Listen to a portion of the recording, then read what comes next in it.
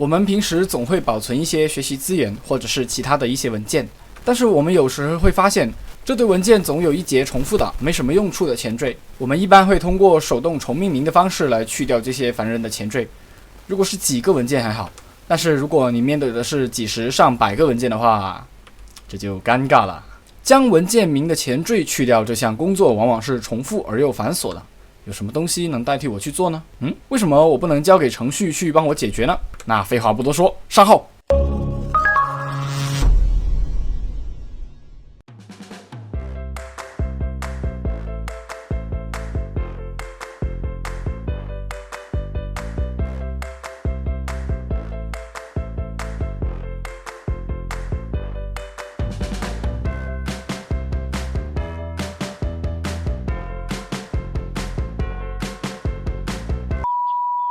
不知道在看完刚才的代码演示之后呢，你有没有想了解这个工具到底是怎么样写出来的呢？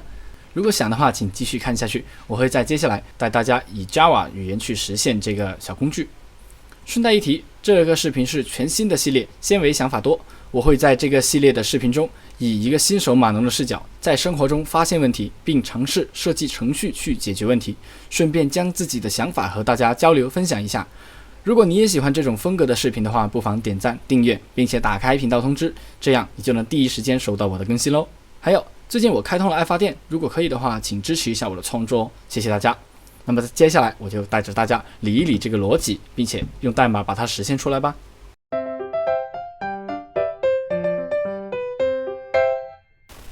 好，欢迎回来，感谢大家来看这一小节。OK， 那么在正式开始编程之前呢，我先大家来看一下这个流程图，来明确一下等下我们需要干什么，而且怎么办。那么首先启动这个我写的这个小工具，然后它要求我们输入一个文件所在的目录，就是说我们需要将要处理的文件名前缀的这一堆文件放在同一个目录下面，然后系统它接收到了这个你的输入之后，它要判断一下它的输入是否合法。当然这里所说的法是你自己定义的规则，而不是我们国家的法律。好，如果它合法，也就是说这个路径是存在的话呢，我们就要求你输入一个要处理的文件名前缀，那么系统就会根据这个前缀去匹配需要处理的文件。那在后面这里呢，要看看有没有匹配到文件，也就是说根据这个前缀找不到文件的时候它怎么办，找到了又怎么办。那我这里定义的是，如果你找不到，这个系统就会自动结束这个流程，如果找到的话，就对匹配到的文件进行处理，然后完成并退出。 OK， 那么接下来我们就正式开始编码。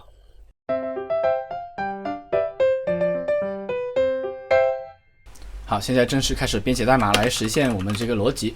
启动 IDEA 启动完成之后，我们新建一个项目。这次我使用 Java 语言，使用的是兼容性比较强的这个 JDK8。好，为我们的项目命一个名字。我这个工地英语我就只能取这样的名字了文件名处理器，点击完成。那么现在 IDEA 会帮我们新建一个以 JDK8 作为开发环境的一个项目。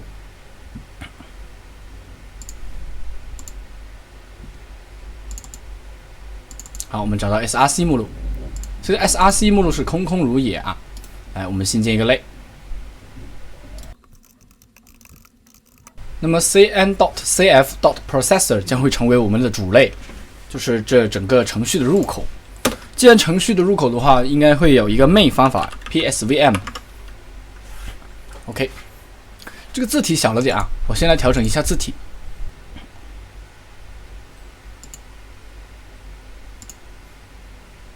把字体调到20，大家应该能够看到了。调得太快了，现在只有好，现在应该可以了。俗话说兵马未动，粮草先行。我们在开始写代码之前，先将刚刚的逻辑搬运到注释之中。当然，这些注释也不是一成不变的，我们等下也会根据其中的一些逻辑的细节来移动这些注释的位置，也移动一下我们要实现这些业务的位置。OK， 那么第一步是输入要处理的文件所在的目录。第二步是判断输入是否合法。那第3步是输入要处理的前缀，第4步是根据前缀去匹配文件。那么第5步是判断有没有文件被匹配到。最后一步是处理文件。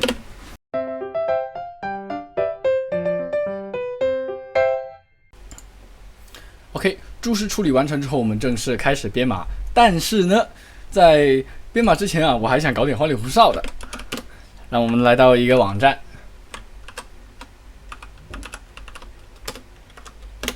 刚才在演示的那个地方呢，我在启动项目的时候，是不是屏幕上一行一行的打印出这个 file name prefix processor 这个文字呢？好，那么现在我们先来做这个效果。打开这个网站之后，它可以生成一些 ASCII 字体。那我们先来输入几个，可以看到左边出现了相应的效果。我们选择 Test All， 现在它会为我们生成一些艺术字。全是由字符去组成的。那平时我选择的是 NSI Shadow， 我选择这个。当然，因为时间的关系我早就已经准备好了，所以现在我只要一个个的复制到我的 IDE 里面。我们先来编写一个方法，叫做 Banner， 让它成为静态方法。那么我们可以直接调用。使用普通的打印语句，把这些文字一行一行的打印出来。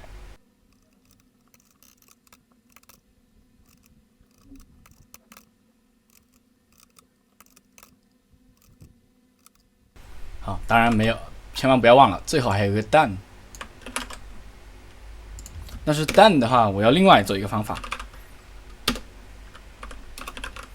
毕竟这个是要在完成之后才能被执行，对吧？OK， 完成了。我们先来打印一下，看看能不能正常的打印出那种一行一行一行出来的效果。来，先来执行一下。有，可以看到它是一下子就打印出来了，到底是什么情况呢？因为要知道系统执行这个代码的速度是非常非常快的所以说我们几乎可以看到它是没有差别的，一下子把所有东西都打印出来了。那我想让它一下一下的慢慢一行一行打印出来的话，我们还得在中间加一个那种类似于暂停的代码。来，我们再起一个方法，让它 relax 一下。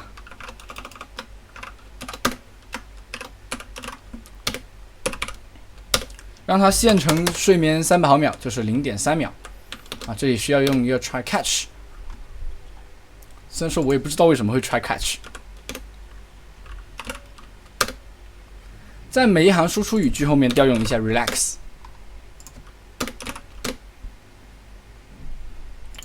再优化一下这个换行。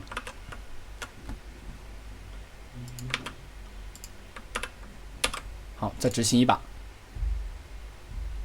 好，现在它就有一下一下一行一行的打出来这个效果了。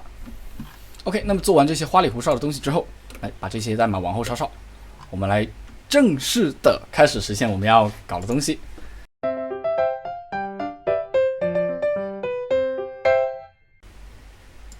根据注释的提示呢，我们需要输入要处理的文件所在的目录。那么我们需要接受一个键盘输入的数据，对不对？那在 Java 里面使用键盘输入的数据的话，我们需要新建一个扫描器对象。好，使用 scanner system.in 扫描一个标准的键盘输入，引入一个局部变量，让它成为我给它命名 SC。那么在要求输入之前，先打印一句提示，请输入要处理的文件所在的目录，然后 sc 点 next line 让它扫描下一行，就是以回车为分界线，扫描一行。那我们现在输入的是文件所在的目录，所以我叫它 folder path。那现在来测试一下，我们打印一下，我们能不能输入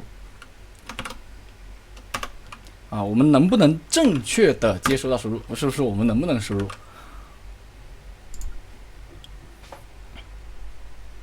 好，现在打印出来了，我们来随便输点什么东西。好，回车可以看到它打印出来了。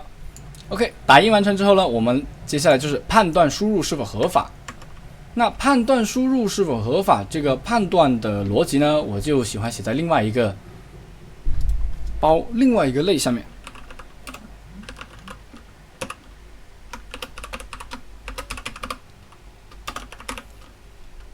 好，新建一个叫 File Reader 的类，当然这不是 Java.io 包下面的那个 File Reader， 是我自己定义的。那么既然刚才说到要检查这个路径啊是否合法，判断我们的输入是否合法的话，那我们得先定义一个法。那在定义法之前，我们先定义一个方法名 static， 暂时不需要返回什么 check。哦，对，要有一个公有方法。好，那么这个方法名叫 checked， 判断输入是否合法。那么我们怎么样判断啊？要以什么依据去判断？判断什么，我们都得想想。这里所说的判断输入是否合法，是判断我们输入这个 forward path 是不是合法的。所以说，我们应该在这边的方法里面给它一个参数，就是 forward path。怎么判断呢？那就来看一下哪个是合法，哪个是不合法的。那么刚才说了那么多，这个法啊，我们得定义一下自己想要的那个法是怎么样的。首先，这你输入的东西首先要存在吧，对不对？然后还要判断它是不是一个目录，这就明了了。如果都满足啊，或者说首先啊它要存在，然后它又不是单文件，是个目录的话，那么我们就处理它。如果这两项不满足，那我们就不处理。好，那现在开始啊实现这个逻辑。首先新建一个文件对象。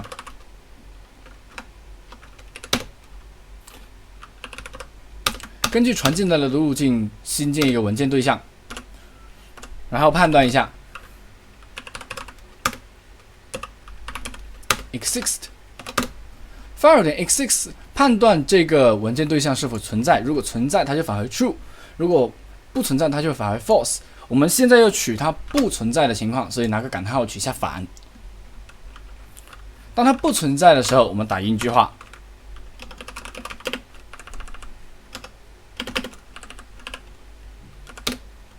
好，显示我们输入的这个路径不存在，然后退出。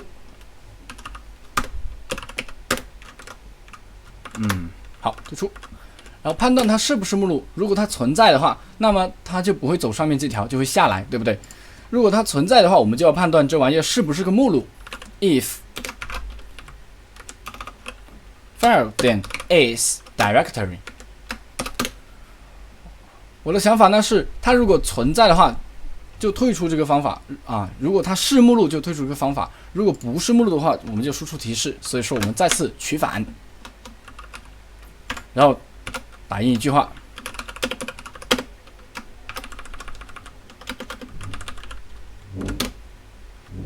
然后退出。好，那这一步就做完了。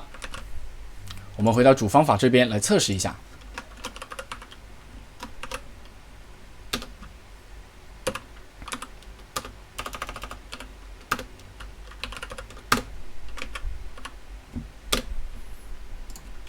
把这句输出语句删除掉。好，现在来测试一下。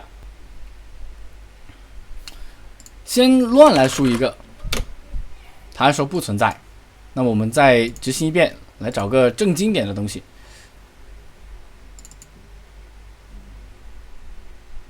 好，就你了。来，我们复制一个文件啊，把这个文件给输进去。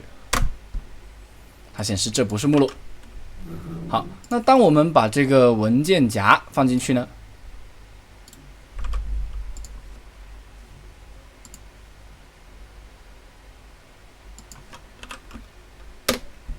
好，这下它是正常退出。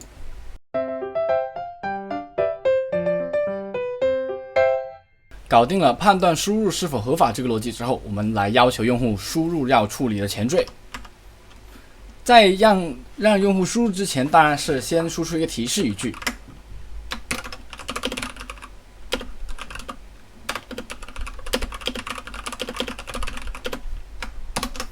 OK， 然后这个输入语句也是很简单，跟上面一样 ，SC 的 next line。这次的输入叫 prefix， 就是前缀。那么这里就不测试了，因为前缀在上面这个文件夹的名称我们这个文件路径的输入它能接收到，那这个 prefix 它当然肯定也能接收到。那么我们直接到下一步，根据前缀匹配文件。匹配文件的话，我依然也是放在一个独立的类里面。哦，不对，放在这边 file reader 这个类里面，先让它成为公有方法，而且是静态的。这样就不需要实例化这个对象，就可以直接调动到这个方法。OK， 让它叫 get files。来，逻辑再来理一下，根据前缀匹配文件，如何匹配？根据什么匹配？和在哪儿匹配？来想想如何匹配？这个我们往后稍。根据什么匹配？根据这个前缀去匹配。所以说我们要有一个前缀作为输入参数。prefix， 然后在哪儿匹配？在这个刚刚输入的这个 forward path 这里匹配。所以说我们还需要一个参数。好，传入2个参数作为这个函数这个方法运行的基础。那么如何匹配呢？这个又是另外一个小细节的问题了。首先需要构建这个目录的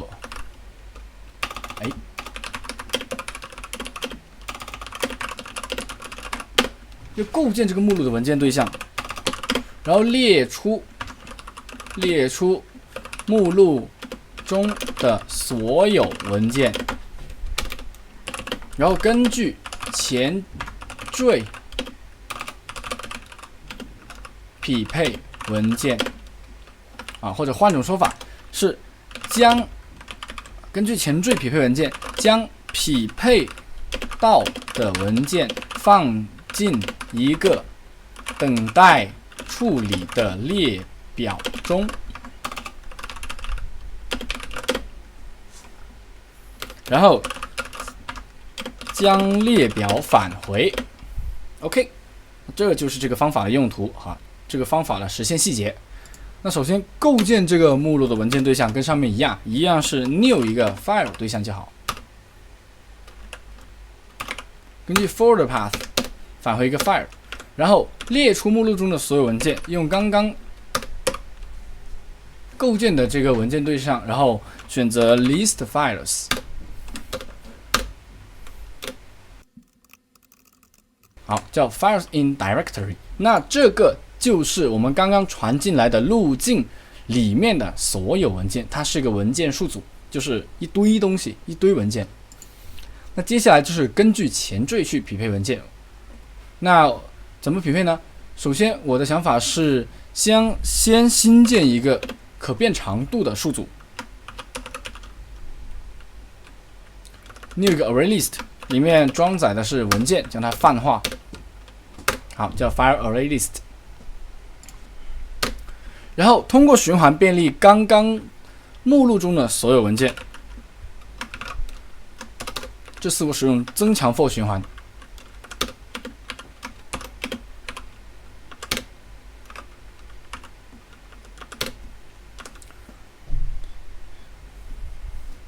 那么如何去判断这个文件是符合我们的要求的呢？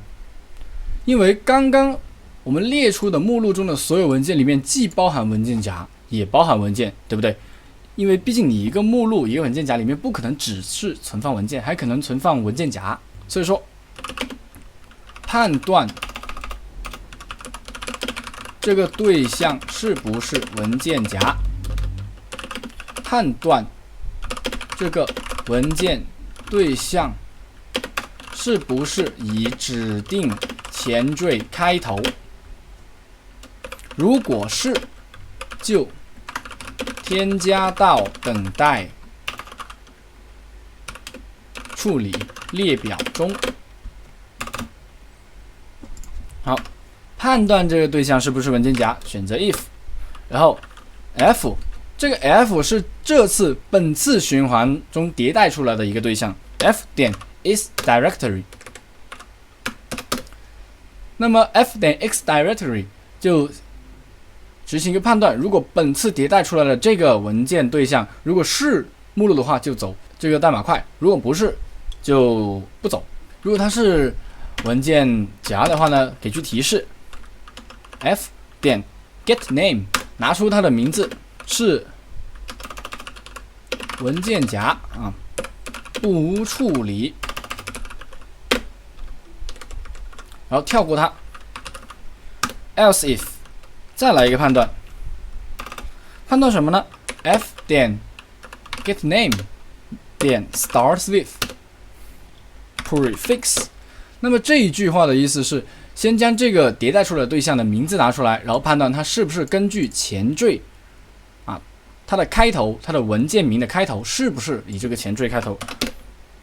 如果是就走进来，不是就不走。这句注释我放在这里。如果是的话，那怎么办呢？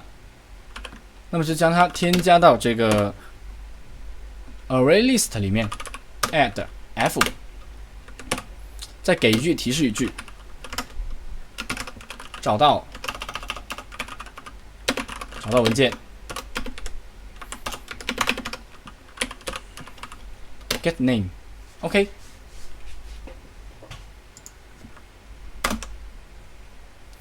那这一通循环走下来之后，我们就能匹配到我们需要的文件，并且把它加到一个文件数组里面了。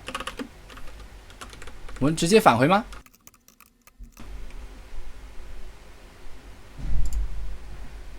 我们真的要这样直接返回吗？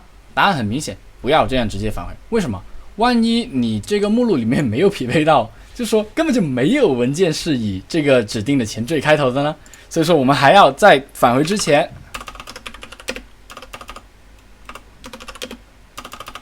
我的中文输法怎么了？在返回之前啊，判断这个list 是否为空。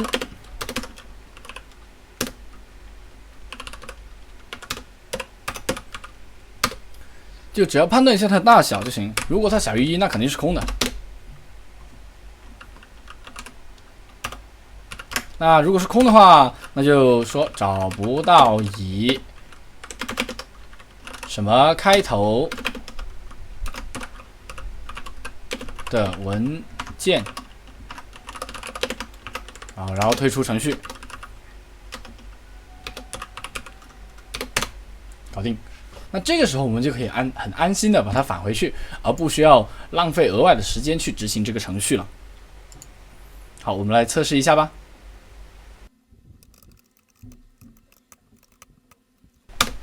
来打印一下，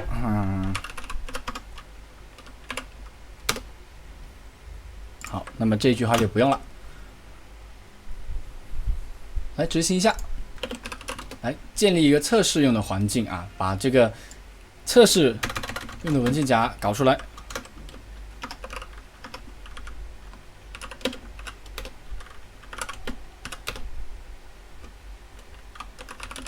先建立几个前缀统一的文件，然后再建立一个文件名不一样的文件，再建立一个文件夹来测试一下我们这个系统的健壮性。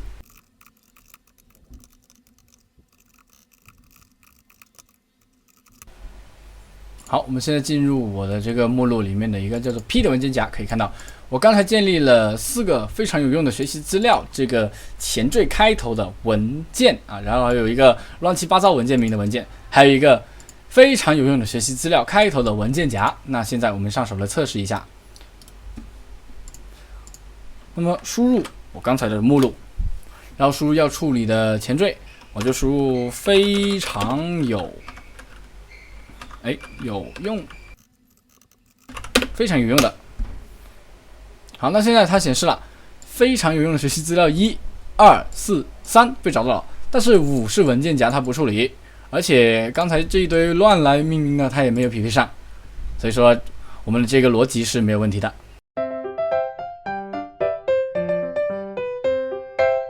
好的，搞定匹配文件之后，我们来搞一下处理文件，这是我们的最后一个流程，最后一个逻辑。先删除掉这些测试语句。那么处理文件的话，我要把它放到一个新的类里面。好，那么这个类里面呢，依然是 public 公有方法静态的，不返回东西的。好，一个很普通的处理方法。来思考一下，我们需要传入什么参数来让它处理？首先，我们要知道要处理的文件在哪个位置，对不对？那我们就需要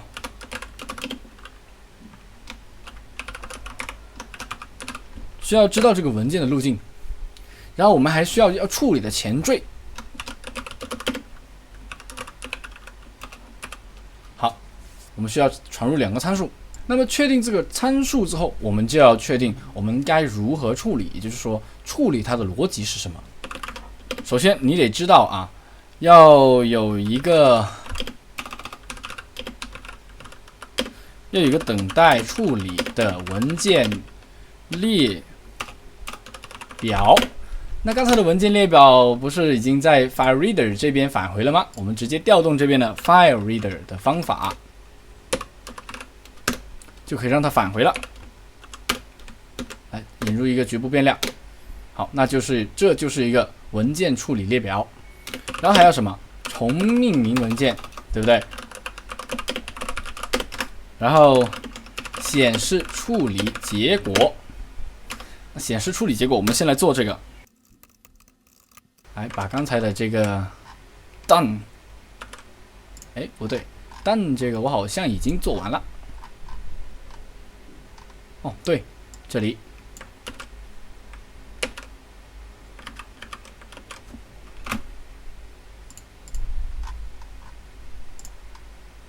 好，把这个往这一贴，完事儿。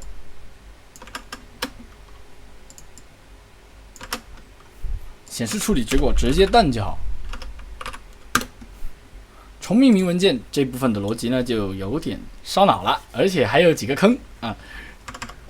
来，让我大家先来踩一踩这个坑。依然是使用 for 循环 for each 的增强 for 循环。我们要迭代的对象类型是文件，然后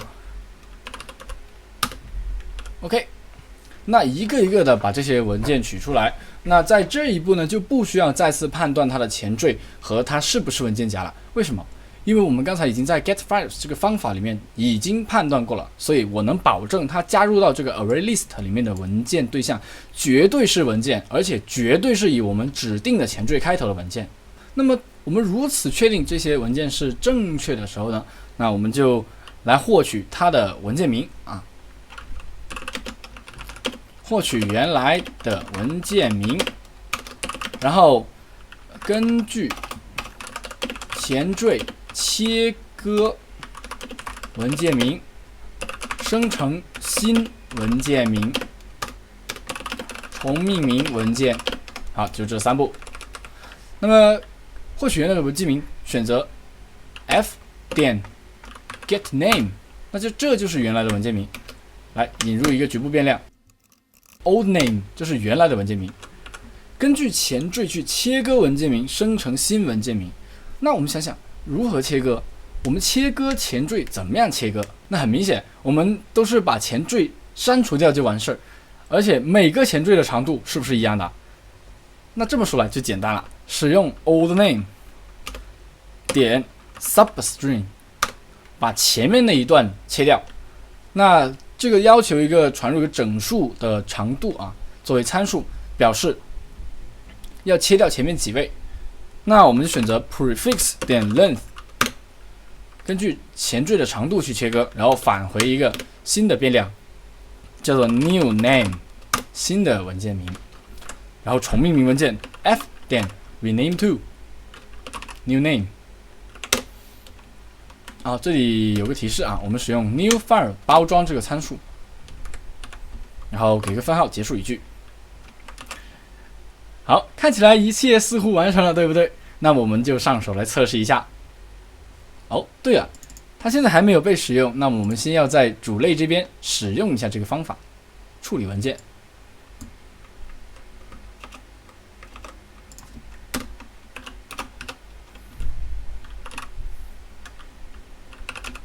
prefix processor 点 common， 它需要一个 folder path， 需要一个 prefix。好，这两个参数保存一下，开始测试。那依旧是这个，输入这个目录，回车。那需要处理的文件名的前缀，那我现在先把非常有用这4个字给去掉。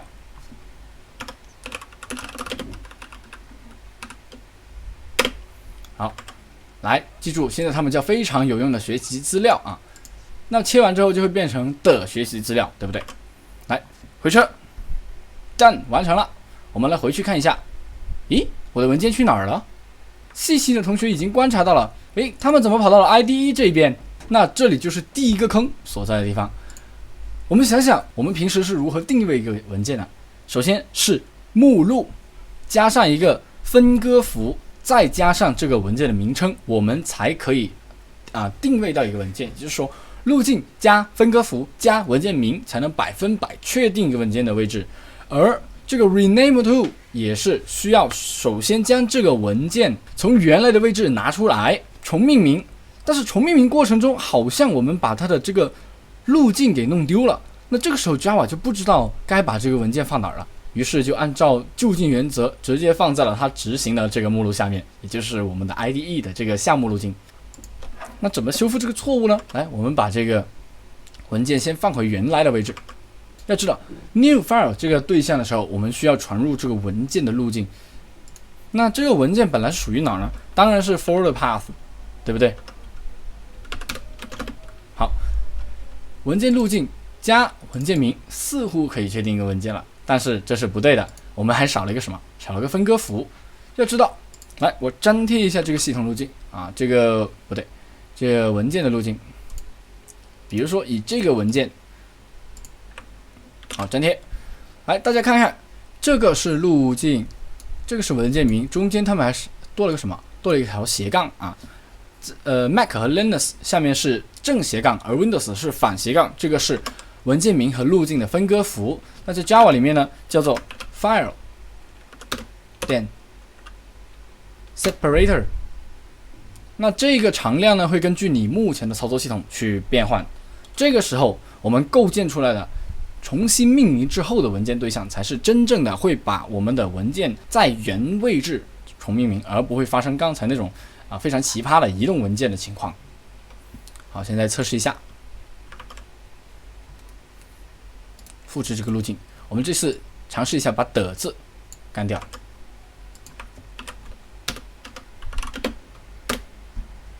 Done。好，可以看到的字被干掉了，而这个文件夹和这个不符合我们命名的文件却丝毫不受影响。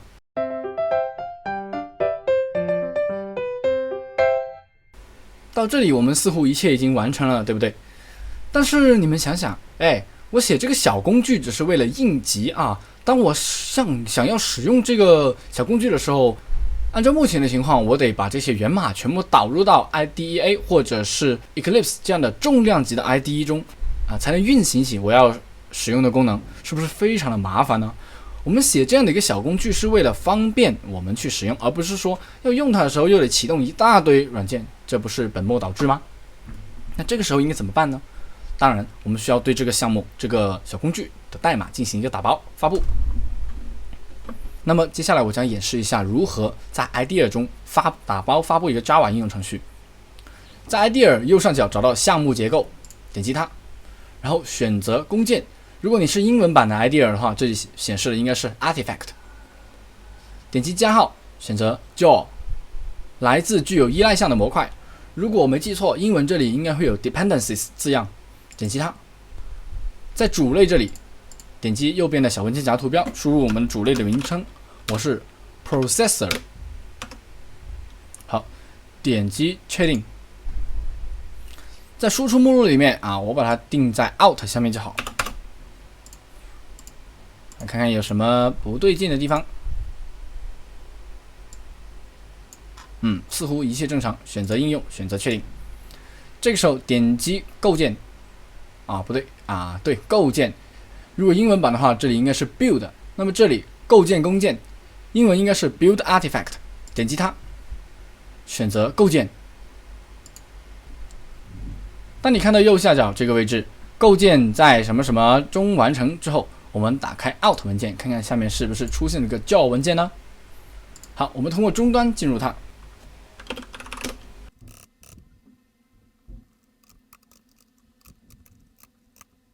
来，我们输入 Java 横杠 JAW， 然后使用这个补全，回车运行。输入要处理的文件所在的目录，我们把非常有用的这5个字干掉。